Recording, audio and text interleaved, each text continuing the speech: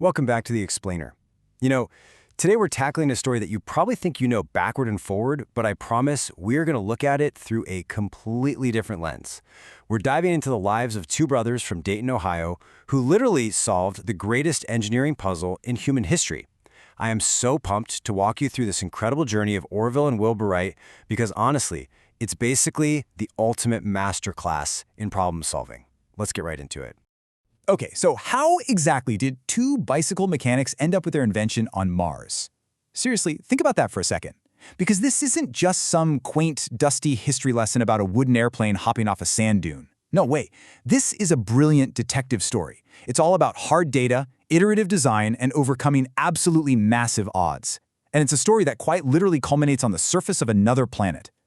But to really grasp how they pulled off the impossible, we gotta rewind to the very beginning. Section 1. The Bishop's Boys, a foundation of curiosity. Long before they were world-famous aviation pioneers, Wilbur and Orville were just known around Dayton as the Bishop's Boys.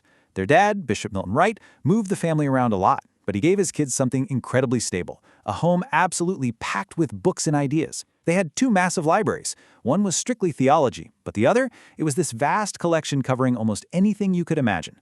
Orville actually talked about this later, saying how incredibly lucky they were to be encouraged to investigate whatever sparked their curiosity. And wow, in 1878, their dad brought home a literal spark that ignited a lifelong obsession. It was this tiny toy helicopter, based on a design by a French pioneer named Alphonse Pénaud. It was just made of bamboo, cork, paper, and powered by simple rubber bands. But when it eventually broke, the boys didn't just toss it in the trash. They built their own copies. That little toy planted a massive seed. Section 2. The Bicycle Connection, Balance and Motion. Now you might be wondering, did these guys have fancy engineering degrees? Actually, no. Neither of them even technically got a high school diploma. But what they did have was this off-the-charts mechanical aptitude. And that led them straight into the booming bicycle industry.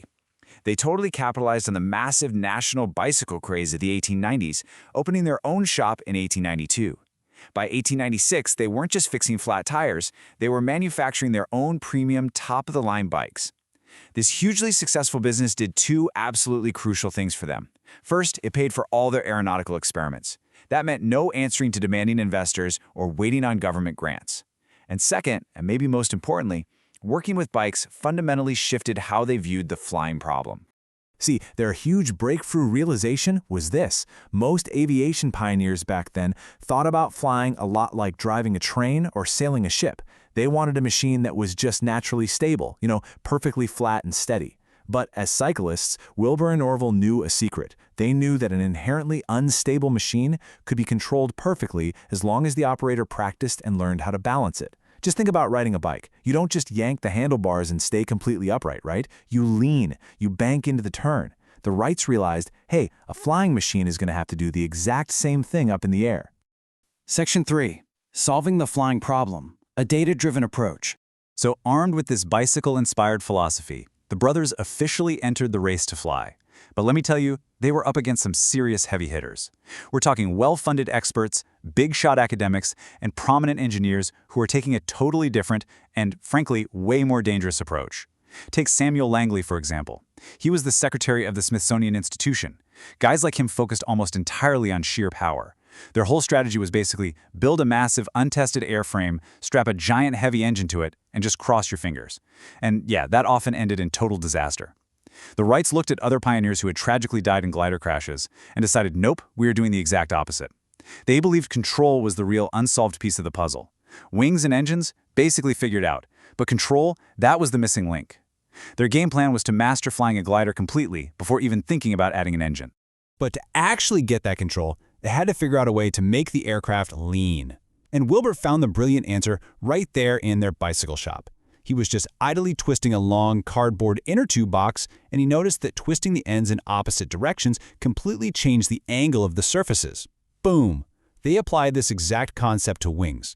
By warping or twisting the trailing edges of the wings, one side would naturally get more lift than the other, and that is what causes the aircraft to roll or bank left or right. Which brings us to what I consider their absolute masterpiece.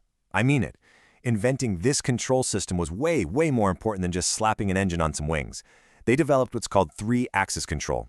They controlled the roll with that wing warping we just talked about. They controlled the pitch, pointing the nose up and down with a forward elevator.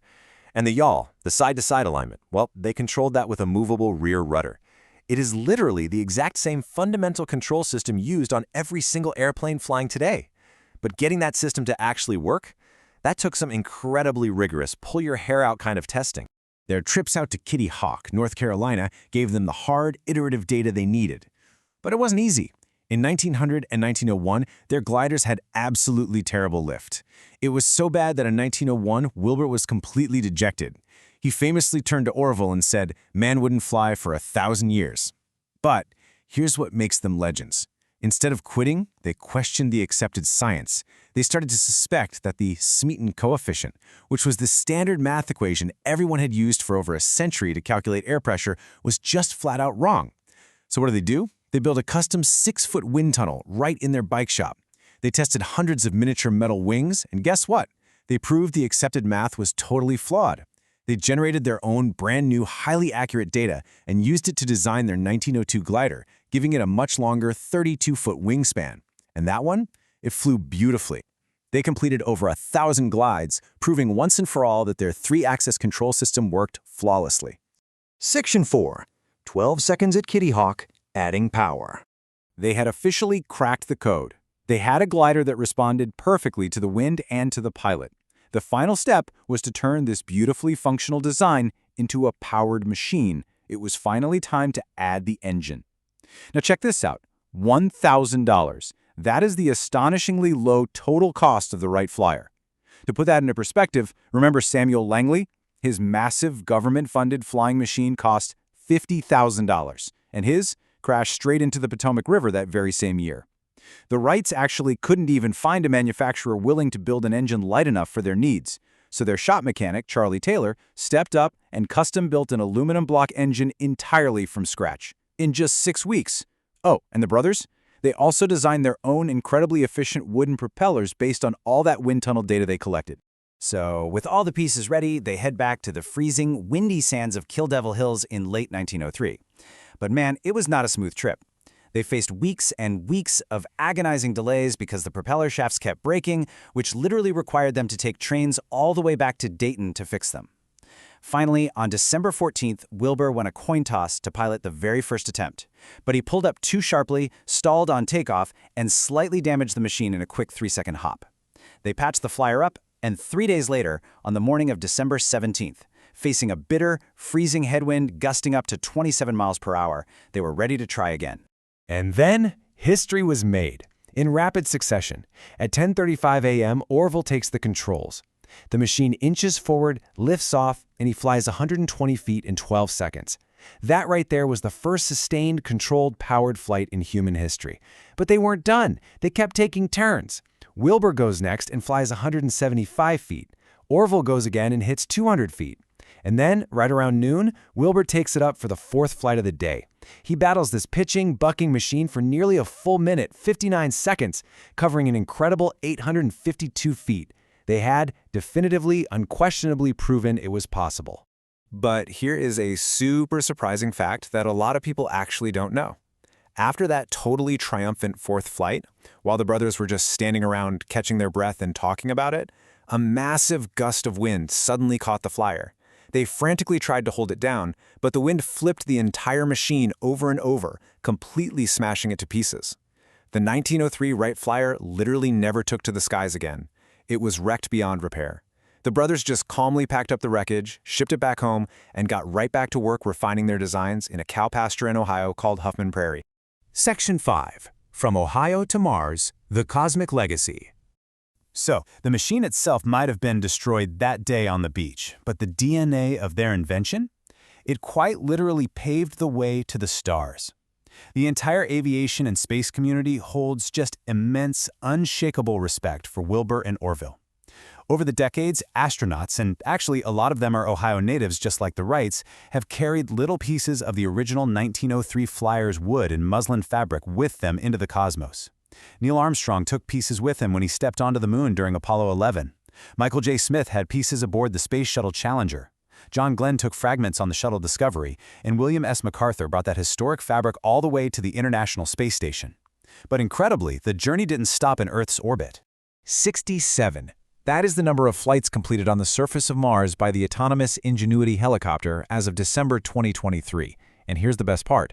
Tucked safely underneath Ingenuity's solar panel, NASA engineers attached a tiny, postage stamp-sized piece of muslin fabric taken directly from the wing of the 1903 Wright Flyer.